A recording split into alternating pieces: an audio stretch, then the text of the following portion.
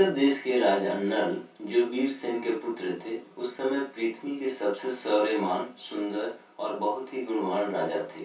वे सभी तरह के अस्त्र शस्त्र विद्या में निपुण थे। उन्हें जुआ खेलने का भी शौक था, जो कि हमारे राजा महाराजाओं का प्रमुख शौक हुआ करता था। उन्हीं दिनों विदर्भ देश में भीमक नाम के एक राजा राज्य करते थे। उनको कोई संतान नहीं था। उन्होंने संतान प्राप्ति के लिए दमन ऋषि को प्रसन्न करके उनके वरदान से 3 संतानों की प्राप्ति की, जिनमें 3 पुत्र और 1 कन्या थी। पुत्रों के नाम थे दम, दान व दमन। पुत्री का नाम था दमयंती। दमयंती बहुत ही रूपवती थी। मनुष्य तो छोड़िए, उस समय देवताओं और यक्षों में कोई भी कन्या इतनी रूपवती नहीं थी। उन दिनों निषद देश में जितने भी व्यापारी बाहर से व्यापार करने के लिए आते, हमेशा दमयंती के गुणों का बखान किया करते थे। एक दिन राजा नल ने अपने महल के उद्यान में कुछ हंसों को देखा। उन्होंने एक हंस को पकड़ लिया। हंस ने कहा, आप मुझे छोड़ दीजिए तो हम लोग दमयंती के पास जाकर आपके गुणों का ऐसा वर्णन करेंगे कि वो आपको जरूर वर लेगी। काफी अनुरोध के बाद राजा नल ने हंस को छोड़ दिया। वह एक हंस सारे हंसों को लेकर राजकुमारी दमयंती के पास गया। दमयंती उस समय अपने उद्यान में प्राकृतिक सौंदर्यों का आनंद ले रही थी। दमयंती उन्हें देखकर बहुत खुश हुई, उन्हें पकड़ने के लिए दौड़ने लगी। दमयंती जिस हंस को पकड़ने के लिए दौड़ती, वही हंस बोल उठता, रानी दमयंती, निषद देश का राजा नल बहुत सुंदर है। मनुष्यों में उसके समान सुंदर और कोई नहीं है। वह मानो साक्षात कामदेव का स्वरूप है। यदि तुम उसकी पत्नी बन जाओ तो तुम्हारा जन्म और रूप दोनों सफल हो जाए। वह अश्विनी कुमार के समान सुंदर है। मनुष्यों में उसके समान सुंदर कोई है ही नहीं। जैसे तुम स्त्रियों में रत्न हो, वैसे ही नल पुरुषों का भूषण है। तुम दोनों की जोड़ी बहुत सुंदर है। ये सब सुन दमयंती ने हंसों से कहा, तुम लोग नल से भी ऐसी ही बात कहना। हंसों ने लौटकर राजा नल को उनका संदेश सुना दिया। फिर क्या, दोनों हंसों के माध्यम से दूर रहते हुए भी बहुत करीब आ गए। दमयंती हंस के मुंह से राजा नल की कृति सुन सुनकर उनसे प्रेम करने लगी। उसकी आसक्ति इतनी बढ़ गई कि वह दिन रात उनका ही ध्यान करती रहती। शरीर धूमिल और दुबला हो गया। वे कमजोर सी दिखने लगी। सहेलियों ने दमयंती के मन का भाव जानकर राजा से निवेदन किया कि आपकी पुत्री अस्वस्थ हो गई है। राजा ने बहुत विचार किया और अंत में इस निर्णय पर पहुंचा कि मेरी पुत्री विवाह योग्य हो गई है। दमयंती के पिता ने सभी देशों के राजाओं को स्वयंवर के लिए निमंत्रण पत्र भेज दिया। सभी देश के राजा हाथी व घोड़ों के रथों से वहां पहुंचने लगे। नारद और पर्वत से सभी देवताओं को भी दमयंती के स्वयंवर का समाचार मिल गया। इंद्र और सभी लोकपाल भी अपने वाहनों सहित रवाना हुए। राजा नल को भी संदेश मिला। वे भी दमयंती के स्वयंवर के लिए निकल पड़े। रास्ते में इंद्र की नजर राजा नल पे पड़ी। इंद्र ने सोचा कि अगर राजा नल दमयंती के स्वयंवर में जाएंगे तो निश्चय ही दमयंती इनको अपने वर के रूप में चुनेगी। तो क्यों न कुछ ऐसा किया जाए जिससे ऐसा न हो। फिर इंद्र ने अपने विमान को नल के रथ के सामने रोक दिया। इंद्र ने उनसे कहा, राजा नल, आप बहुत ही सत्यव्रती हैं। क्या आप हमारी एक आज्ञा का पालन करेंगे? नल ने बिना देर किए ही सहायता करने के भाव से कहा कि करूंगा। फिर इंद्र ने बोला, आप हम लोग के दूत बन जाइए। फिर नल ने पूछा कि आप लोग हैं कौन? इंद्र ने कहा, हम लोग देवता हैं। हम लोग दमयंती के लिए यहाँ आए हैं। आप हमारे दूत बनकर दमयंती के पास जाइए और कहिए कि इंद्र, वरुण, अग्नि और यम देवता तुम्हारे पास आकर तुमसे विवाह करना चाहते हैं। इनमें से तुम जिसे चाहो उस देवता को अपना पति स्वीकार कर लो। नल ने दोनों हाथ जोड़कर कहा कि देवराज, वहाँ आप लोगों का और मेरे जाने का एक ही प्रयोजन है, इसलिए आप मुझे वहाँ पे दूत बनाकर भेजें। यह उचित नहीं है। जिसकी किसी स्त्री को पत्नी के रूप में पाने की इच्छा हो चुकी हो, वह भला उसको कैसे छोड़ सकता है? मैं उसके पास जाकर ऐसी बात कही कैसे सकता हूँ? आप लोग कृपया करके इस विषय में मुझे क्षमा कीजिए। देवताओं ने कहा, नल, तुम पहले हम लोगों से प्रतिज्ञा कर चुके हो कि तुम हमारा काम करोगे। अब प्रतिज्ञा मत तोड़ो, अविलंब वहाँ जाओ। नल ने कहा, राजमहल में निरंतर कड़ा पहरा रहता है, मैं कैसे जा सकूंगा? इंद्र ने कहा, तुम इस बात का फिक्र मत करो। द्वारपाल तुम्हें पहचान नहीं पाएंगे। ये सब तुम हम पे छोड़ दो। अपने दिए हुए वचन में बंधे नल अब कर भी कह सकते थे। इंद्र की आज्ञा से नल ने राजमहल में बिना रोक टोक के प्रवेश किया। दमयंती और उसकी सहेलियां भी उन्हें देखकर मुग्ध हो गई और लज्जित होकर कुछ बोल न सकी। तुम देखने में बड़े सुंदर और निर्दोष जान पड़ते हो। यहाँ आते समय द्वारपालों ने तुम्हें देखा क्यों नहीं? उनसे तनिक भी चूक हो जाने पर मेरे पिता बहुत कड़ा दंड देते हैं। नल ने कहा, मैं नल हूँ, लोकपालों का दूत बनकर तुम्हारे पास आया हूँ। सुंदरी, ये देवता तुम्हारे साथ विवाह करना चाहते हैं, तुम इनमें से किसी एक देवता के साथ विवाह कर लो, यही संदेश लेकर मैं तुम्हारे पास आया हूँ। उन देवताओं के प्रभाव से जब मैं तुम्हारे महल में प्रवेश किया तो मुझे कोई देख नहीं पाया। मैंने तुमसे देवताओं का संदेश कह दिया है, तुम्हें जो कहना है कहो, ताकि तुम्हारा ये संदेश मैं उन तक पहुंचाकर अपनी प्रतिज्ञा का निर्वहन कर सकूं। दमयंती ने बड़ी श्रद्धा के साथ देवताओं को प्रणाम करके मंद मुस्कान के साथ कहा, स्वामी, मैं आपको ही अपना सर्वस्व मानकर अपने आप को आपके चरणों में सौंपना चाहती हूँ।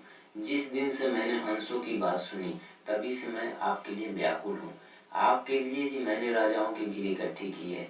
यदि आप मुझ दासी की प्रार्थना स्वीकार कर देंगे तो मैं जहर खाकर मर जाऊंगी। फिर राजा नल ने दमयंती से कहा, जब बड़े बड़े लोकपाल तुमसे शादी करना चाहते हैं, फिर तुम मुझ मनुष्य से क्यों शादी करना चाहती हो? मैं तुम देवताओं के चरणों की धूल के बराबर भी नहीं हूँ। तुम अपना मन उन्हीं में लगाओ। देवताओं का प्रिय करने पर इंसान की मृत्यु हो सकती है। तुम मेरी रक्षा करो और उनको वरण कर लो। नल की बात सुनकर दमयंती घबरा गई। उसकी आंखों से आंसू छलक गए। उस समय दमयंती का शरीर कांप रहा था और हाथ जुड़े हुए थे। उसने कहा, मैं आपको वचन देती हूँ कि मैं आपको ही पति के रूप में वरण करूंगी। राजा नल ने कहा, अच्छा, तो तुम ऐसा ही करो, परंतु यह बताओ कि मैं उनका दूत बनकर यहाँ पर आया हूँ। अगर इस समय मैं अपने स्वार्थ की बात करने लगूं तो यह कितनी बुरी बात है।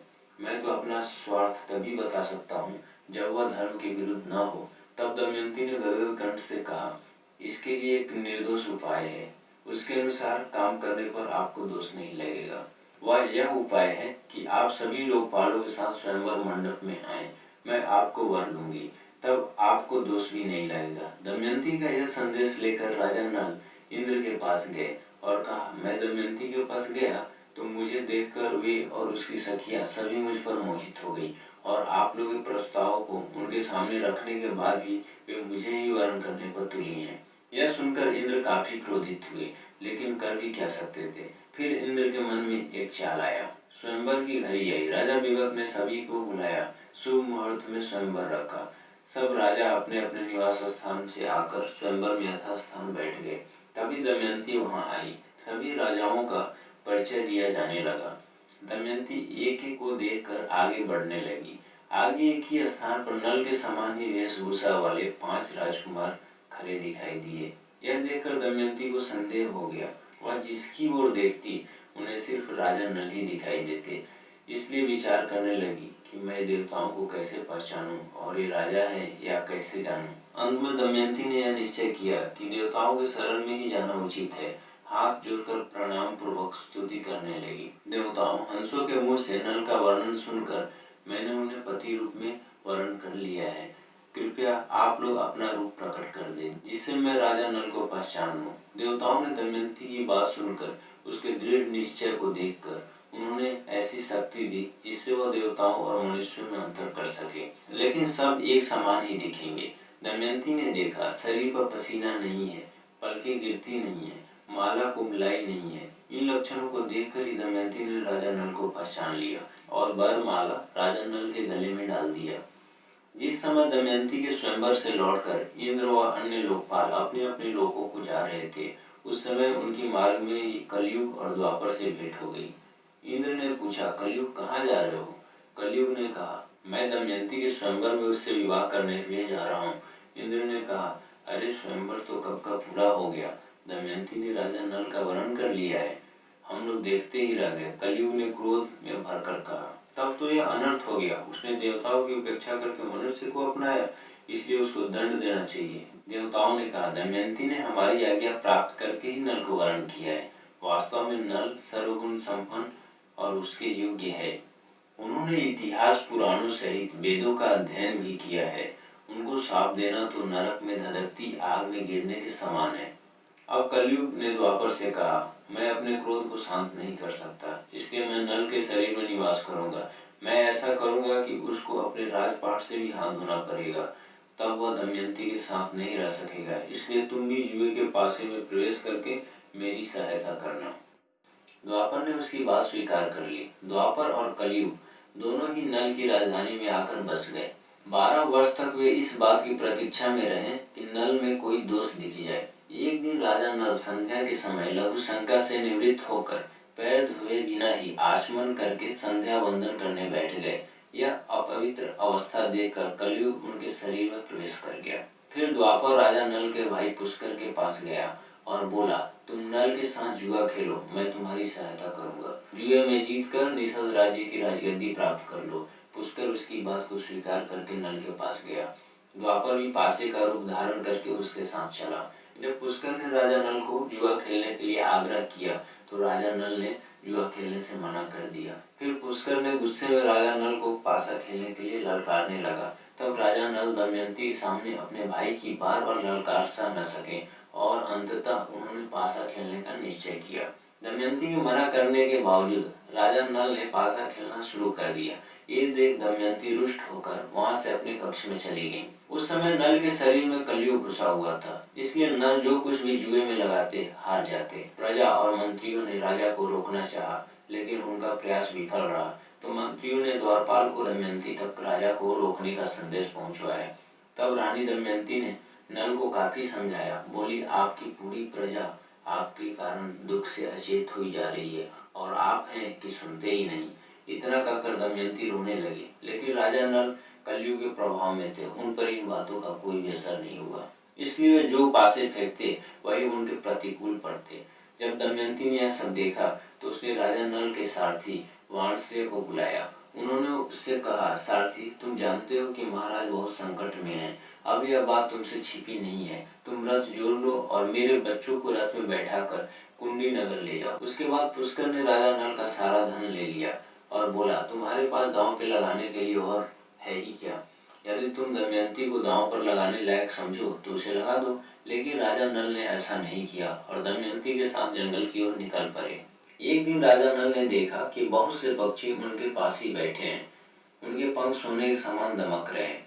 नल ने सोचा कि इनकी पंख से कुछ धन मिलेगा। ऐसा सोचकर उन्हें पकड़ने के लिए नल ने उन पर अपना पहनने वाला वस्त्र डाल दिया। पंछी उनका वस्त्र लेकर उड़ गए। पंछियों ने कहा, तू नगर से एक वस्त्र पहनकर निकला था, उसे देखकर हमें बड़ा दुख हुआ था। ले, अब हम तेरे शरीर का वस्त्र लिए जा रहे हैं। हम पक्षी नहीं, जुए के पासे हैं। नल को अपने से ज्यादा दमयंती की चिंता थी। फिर उन्होंने सोचा, अगर दमयंती अपने पिता के पास जाए तो सही होगा। फिर उन्होंने दमयंती से कहा, तुम देख रही हो, यहाँ बहुत से रास्ते हैं। एक अवंती की ओर जाता है, दूसरा पर्वत होकर दक्षिण देश की ओर, सामने विंध्याचल पर्वत है। यह पयोस्नी नदी समुद्र में मिलती है। सामने का रास्ता विदर्भ देश को जाता है। यह कौशल देश का मार्ग है। इस प्रकार राजा नल दुख और शोक से भरकर बड़ी ही सावधानी के साथ दमयंती को भिन्न भिन्न मार्ग बताने लगे। दमयंती की आंखें आंसू से भर गईं। दमयंती ने राजा नल से कहा, क्या आपको लगता है कि मैं आपको छोड़कर अकेली कहीं जा सकती हूँ? मैं आपके साथ रहकर आपके दुख को दूर करूंगी। दुख के अवसर पर पत्नी पुरुष के लिए औषधि के समान है। वह धैर्य देकर पति के दुख को कम करती है। उस समय नल के शरीर पर कोई वस्त्र नहीं था। धरती पर बिछाने के लिए एक चटाई भी नहीं थी। शरीर धूल से लथपथ हो रहा था। भूख प्यास से परेशान राजा नल जमीन पर ही सो गए। दमयंती भी उनके साथ ये सारे दुख झेल रही थी। दमयंती के सो जाने के बाद राजा नल की नींद टूटी। सच्ची बात तो यह थी कि वे दुख और शोक के कारण सुख की नींद सो भी नहीं सकते थे।